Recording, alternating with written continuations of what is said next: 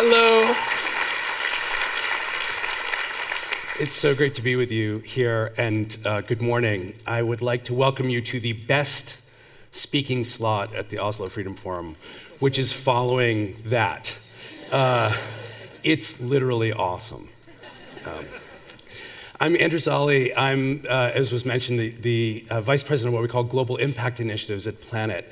And I am so excited to share with you some new innovations that we think are going to be remarkably helpful in helping to address some of the most important human rights and human freedoms issues of our day.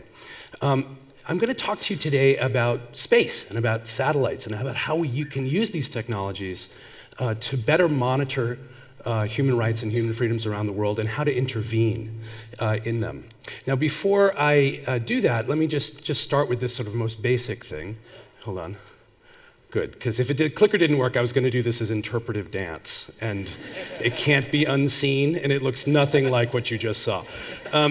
So we're now in this moment when space is becoming a very powerful tool, a new kind of tool. Now, we've used space and satellite imagery to help document human rights abuses for many years, but there's a real shift underway. So let me just mention to you a little bit about this. Historically, the satellites that we use to look at the Earth are the size of school buses. They cost hundreds of millions to billions of dollars to make. They take decades to plan, conceive, and execute. And when we put them into space, typically they're put into space, there are so few of them as a consequence, that they're very expensive and very arcane, and they are typically only used by the very narrow few.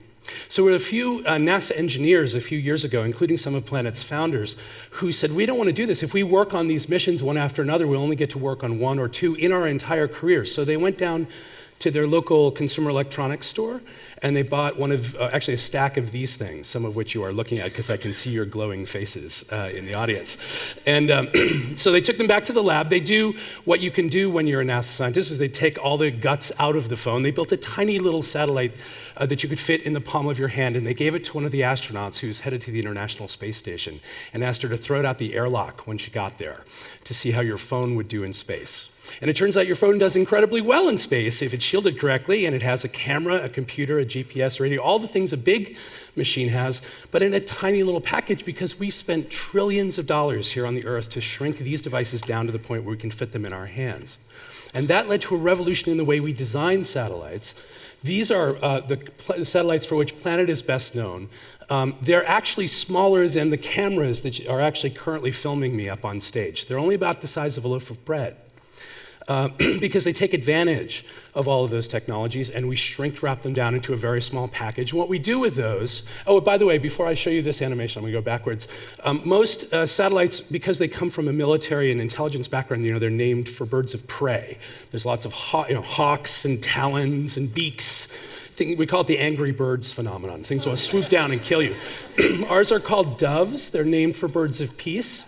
And they're covered in artwork. We actually have the largest orbital artwork program on Earth now, sending artwork up into space. We partner with artists around the world to cover all of our satellites. And what we do with them is we put them into a specialized orbit. They spin around the world from the North Pole to the South Pole. And as the Earth turns sideways underneath them, each one is a camera.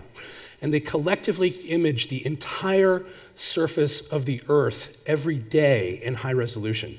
Not enough to read your newspaper or to see individuals, but enough to see the patterns of change upon the Earth. And then we have a second constellation that can go in and selectively look in much higher resolution. The one that images the whole Earth every day is about 3 meters per pixel. The ones that image in higher resolution about 70 centimeters per pixel, so very high resolution when they're needed.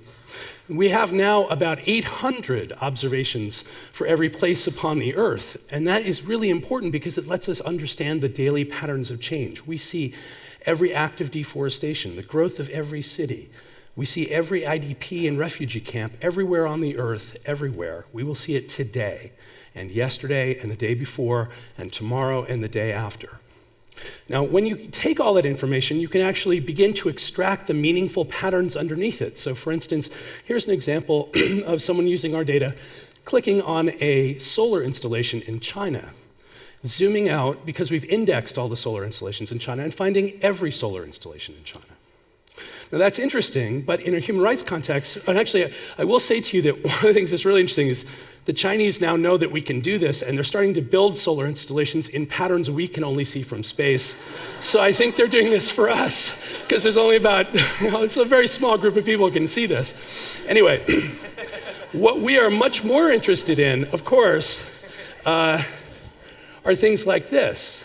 This is one of the Uyghur detention facilities. You've heard already today, and you will hear later today, about what's happening in these facilities. We see them every day. We can track the movements, the material flows that go in and out of these facilities around the world. We do this in places that are notoriously difficult and hard to reach for human rights defenders.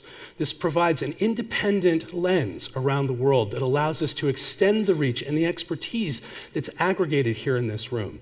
And it's not just for autocracies, it's also for democracies. And this, for instance, is the Tornillo detention facility on the border of the US and Mexico.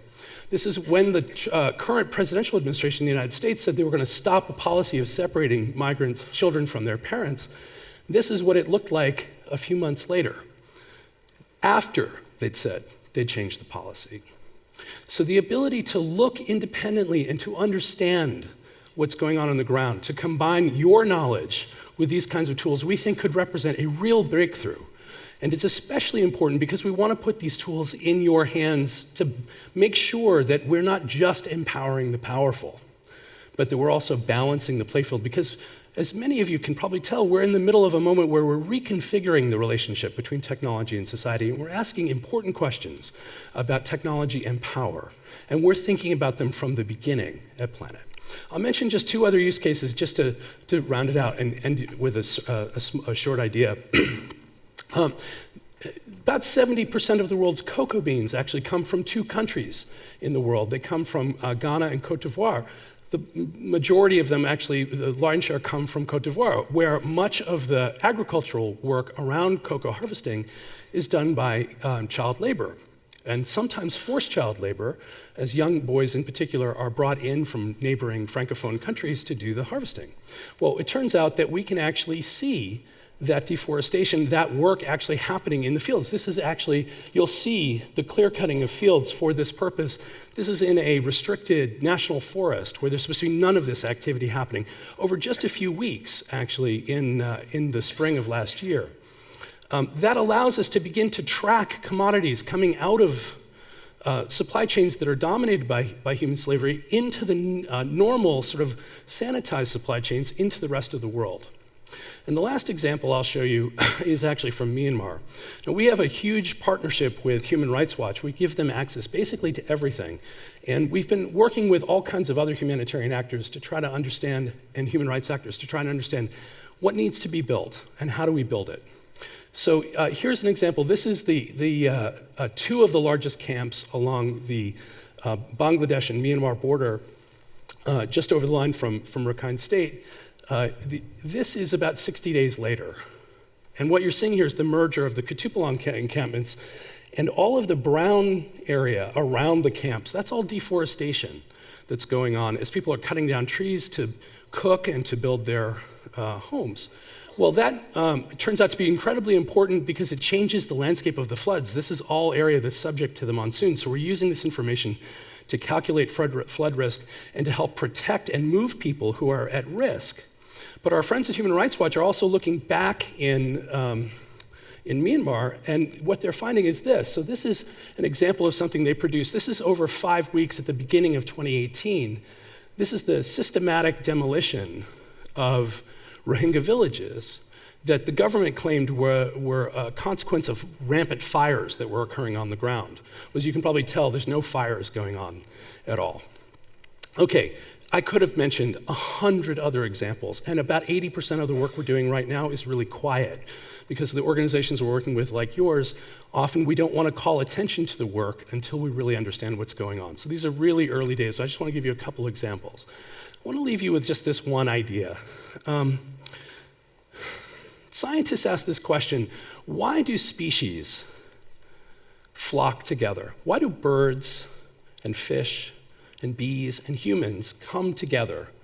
You know, it doesn't make much sense if you think about it. If you're subject to predators, why would you put everybody in the same place? Well, The best reason, that the hypothesis is that the reason that species do this is because every single member of the collective is able to see a slightly different vantage point on the world around them, and that collectively we know more than any individual isolated alone could see. We see more of the landscape, which is why all those animals move as one, but they're all not looking in the same direction. Well, we need exactly the same thing applied to these technologies, which is why we at Planet are working on building a distributed human rights global observatory from space. We need all your help to do it. We're simple tool makers. We want to put these tools in your hands. Funders, we need your help, specifically to work with the human rights community to help us build the capacity to use and make the most of these tools. But I think together we can do amazing things, because seeing change is the first step to making change. Thank you.